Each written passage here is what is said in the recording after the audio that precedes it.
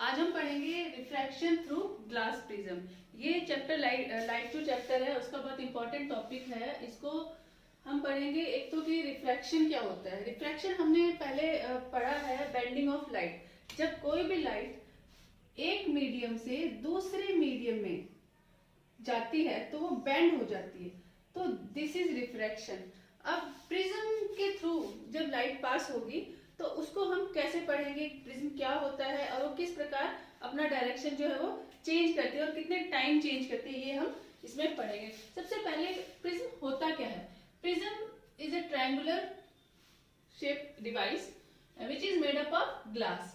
ठीक है, आप देख सकते हैं आपकी स्क्रीन पे जो ये इमेज है ये प्रिज्म की इमेज है और these are faces, two faces of prism and this is base। ये बेस है और ये जो दो हैं ये फेस हैं। इनको हम कह सकते हैं these are two faces of a prism। और इन दोनों फेसेस से जो यहाँ पे एक एंगल बन रहा है, ये एंगल मोस्टली हम ए से, कैपिटल ए से डिनोट किया जाता है, जिसको कहते हैं एंगल ऑफ प्रिज्म। ये एंगल ऑफ प्रिज्म है। ठीक है, प्रिज्म को कहीं से भी रखेंगे इक्वल आएगा, तो ये एंगल ऑफ प्रिज्म है। अब रिफ्रैक्शन को पढ़ने के लिए हम प्रिज्म के अंदर जो भी लाइट एंटर होगी वो कौन सी तरफ अपना बेंड करेगी, तो ये हम जानेंगे। सबसे पहले हमने इससे पहले रिफ्रैक्शन को स्लैब के अंदर पढ़ा था कि एक स्लैब में से जब लाइट रे पास होती है तो वो कैसे बेंड होती है। ठीक है, रेयर मीडियम पढ़ा था, डेंसर मीडियम पढ़ा था। इसको हम एक बार रिकॉल कर लेते हैं।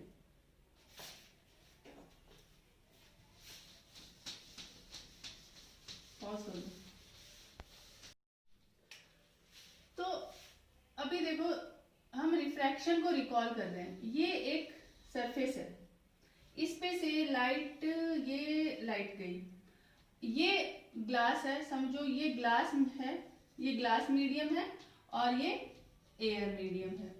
We know that refractive index of air और रिफ्रैक्टिव इंडेक्स ऑफ ग्लास, दोनों में क्या है डिफरेंस, रिलेशनशिप, कि एयर का जो रिफ्रैक्टिव इंडेक्स होता है वो कम होता है और ग्लास का जो रिफ्रैक्टिव इंडेक्स होता है वो एयर से ज्यादा होता है, तो वो ज्यादा होता है। अब कभी भी इसलिए जो रिफ्रैक्टिव इंडेक्स, किसी भी मीडियम का रिफ्रैक्टिव इंडेक्स अगर कम है तो उसे कहते हैं रेयर मीडियम, और ग्लास का रिफ्रैक्टिव इंडेक्स ज्यादा है तो इसको हम क्या कहेंगे, डेंसर मीडियम।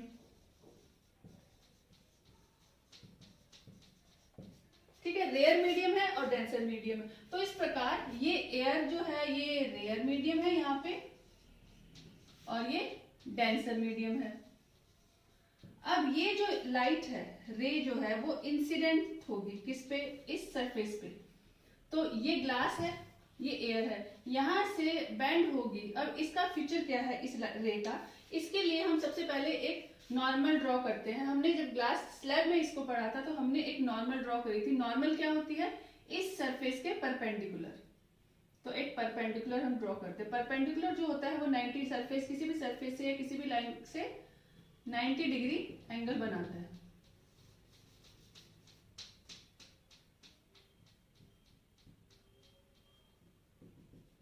ठीक है, इसको हम लिखेंगे नॉर्मल।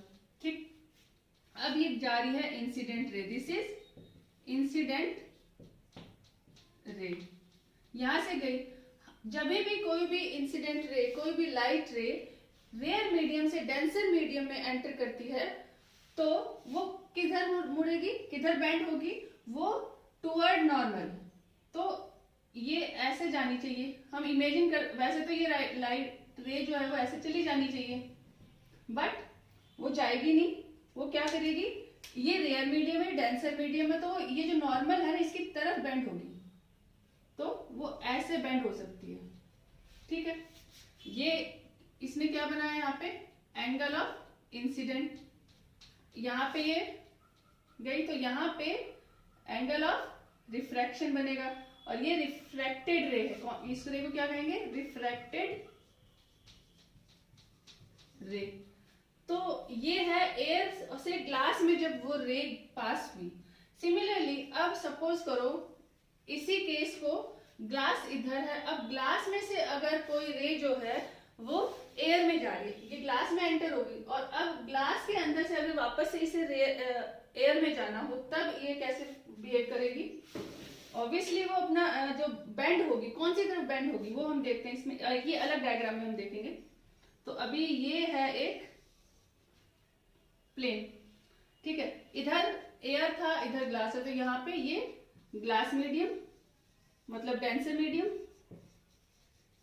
और ये एयर है, हवा है, ये ग्लास के अंदर से अब लाइट जाएगी, तो इसमें भी हमें नॉर्मल की आवश्यकता होगी, तो हम एक नॉर्मल बनाते हैं। ठीक, अब सिमिलरली ये लाइट गई, रे जाती है, यहाँ इंसिडेंट हुई, ये पॉइंट ऑफ इंसिडेंट है। तो डेंसर मीडियम से रेयरर मीडियम की तरफ जब कोई भी लाइट जारी होती है, तो यहां पे क्या हुआ था, टुवर्ड बैंड किधर हुई थी, टुवर्ड द नॉर्मल, ये नॉर्मल है इसकी तरफ बैंड हुई, ना कि वो यूं चली गई। अब यहाँ पे अवे, ये नॉर्मल है इससे अवे बैंड हो जाएगी ये, ठीक है, नॉर्मल की तरफ ना आके जाना इसको यूं था सीधा, पर ये अवे, तो यहाँ पे क्या बिहेवियर रहा, यहाँ पे अवे फ्रॉम नॉर्मल।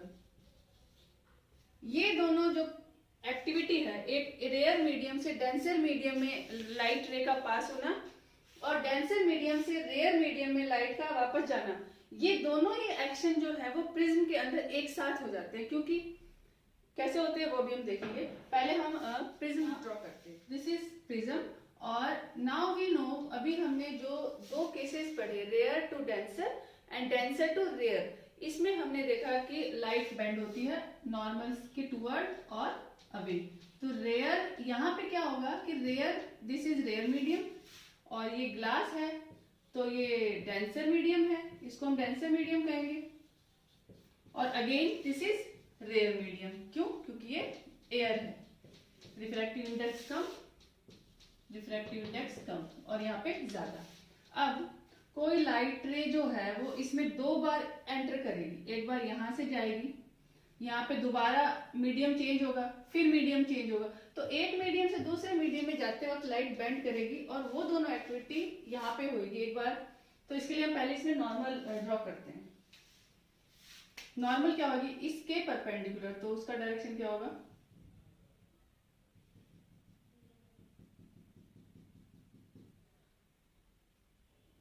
डिग्री। एक नॉर्मल की हमें इधर भी जरूरत पड़ेगी, तो इधर भी ड्रॉ कर लेते हैं पहले।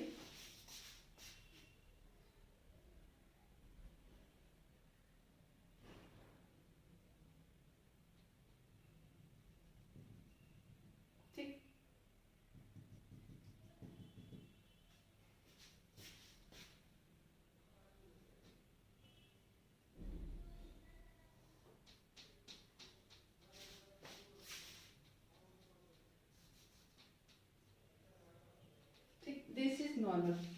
अभी एक इंसिडेंट रे आएगी और यहाँ पे जाएगी, ठीक, ये इंसिडेंट रे है, दिस इज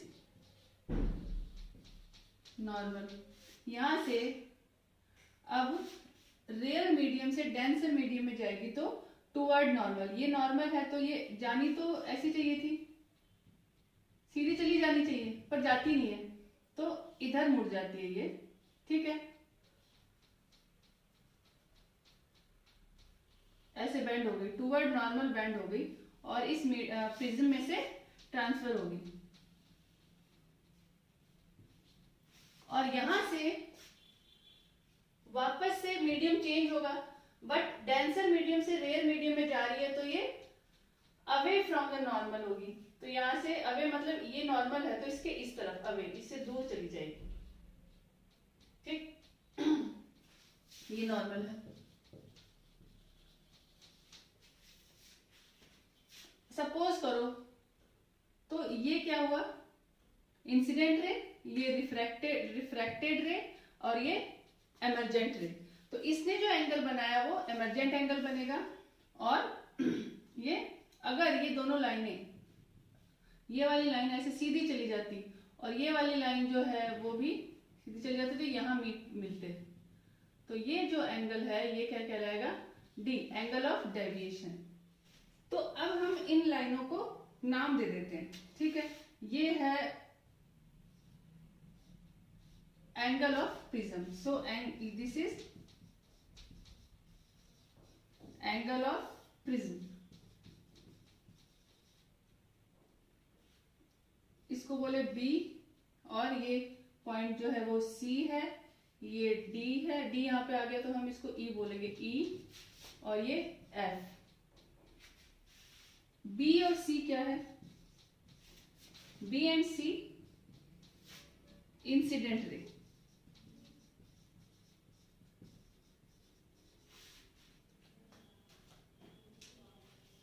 सी एफ यहां गई और रिफ्रैक्ट हो गई तो ये रिफ्रैक्टेड रे, सीई, और ईएफ एमर्जेंट रे।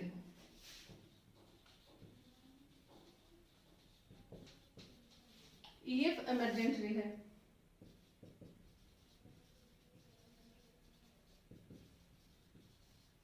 ओके, नाउ एंगल्स की बारी। तो नॉर्मल के साथ इंसिडेंट रे कौन सा एंगल बनाती है, एंगल आई, और एंगल आई किधर, ये एंगल आर, रिफ्रैक्टेड एंगल, और ये है क्या है, नॉर्मल के साथ एमर्जेंट रे, एंगल ऑफ एमर्जेंट बनेगी। तो एंगल आई, एंगल आर और angle E. I is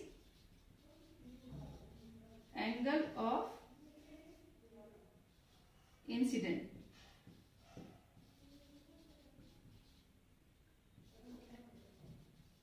angle are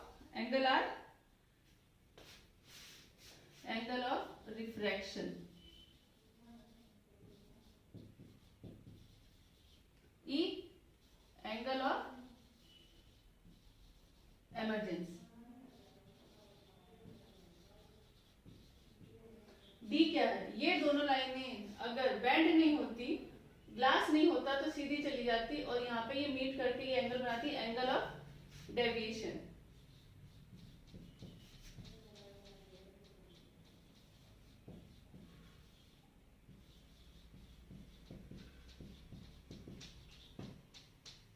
So this is refraction of light through glass prism। तो अब हमने समझ लिया कि ग्लास स्लैब में क्या होता है। अभी यहाँ पे ये सपोज करो एक ग्लास स्लैब है,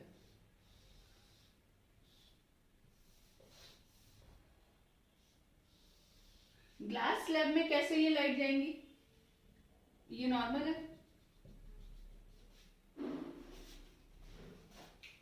इंसिडेंट रे नॉर्मल की तरफ बैंड हुई, फिर वापस अवे हो जाती है नॉर्मल से। तो इस प्रकार बैंड होती है स्लैब में।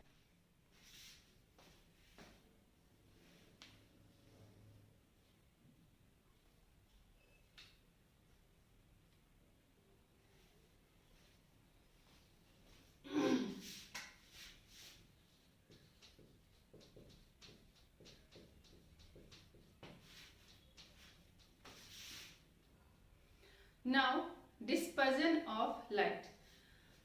हम जो अपने आसपास लाइट देख रहे हैं, जिसको हम फिजिक्स की लैंग्वेज में विजिबल लाइट कहते हैं या व्हाइट लाइट कहते हैं, वो एक्चुअली 7 कलर्स का मिक्सचर है। ये हमें कब पता चलता है, जब हम रेनबो को देखते हैं या फिर वही लाइट प्रिज्म के थ्रू पास होती है। और जब वह लाइट प्रिज्म के थ्रू पास होती है और when this visible light passes through any prism, glass prism, it splits. और ये स्प्लिट होना ही डिस्पर्जन ऑफ लाइट है। Splitting of white light into its constituents 7 colours on passing through glass prism is dispersion of light. Causes, इसके कारण क्या हैं? हर एक colour के अपनी अपनी फ्रीक्वेंसी और अपनी अपनी वेवलेंथ है, जो कि हम लाइट चैप्टर में कहते हैं फ्रीक्वेंसी और वेवलेंथ है। उस वेवलेंथ में वो कैसा बिहेवियर करते हैं, कैसे मीडियम में कैसा बिहेव करेगी वो लाइट या वो कलर, वो डिपेंड करता है। तो different colours moves with same speed. Rare medium में, एयर के अंदर, तो ये सारे कलर, जितने भी कलर्स हैं वो एयर के अंदर, जिसे हम रेयर मीडियम कहते हैं, उसमें सेम स्पीड से ट्रेवल करते हैं, सेम स्पीड से मूव करते हैं, ठीक है। बट उनकी जो स्पीड है, रिफ्रैक्टिंग मीडियम हम किसे को कहेंगे? कोई भी डेंसर मीडियम, जैसे ग्लास है, पानी है, तो their speed in reflecting media like glass are different. उनकी जो स्पीड है वो यहाँ एयर से डेंसर मीडियम में अलग होती है कलर्स की। सो एज अ रिजल्ट, इस वजह से different colours undergo different deviation. तो फिर हर एक कलर जो है अपनी अपनी फ्रीक्वेंसी, अपने अपने, क्योंकि मैंने बताया ना कि सबकी अपनी अपनी कैरेक्टरिस्टिक, अपनी अपनी वेवलेंथ है, तो जब वो किसी पर्टिकुलर मीडियम से पास हो रहे होते हैं तो वो अपनी वेवलेंथ और फ्रीक्वेंसी के अकॉर्डिंग बिहेव करते हैं, और उसी प्रकार वो उसके अकॉर्डिंग ही वो डेविएट करते हैं, मतलब वो बेंड होते हैं। So as a result, different colors undergo different deviations on passing through the prism. Hence, different colors emerges from the prism along different direction. जब कोई भी लाइट किसी प्रिज्म के थ्रू पास होगी, व्हाइट लाइट जो है वो डेविएट होकर अलग अलग कलर बनाएगी, तो वो 7 कलर होते हैं। You can see in this picture, a white light is passing through a prism and it is deviating itself into 7 color. वो split हो रही है 7 colors में। In this picture you can see. So this is dispersion of light. अब visible spectrum किसको कहते हैं? Visible spectrum ये विबज्योर, the band of 7 colors obtained due to the dispersion of visible light is called visible spectrum. और इसे हम विबज्योर कहते हैं। ये अलग अलग कलर है, violet, indigo, blue, green, yellow, orange and red. So this was about dispersion of light.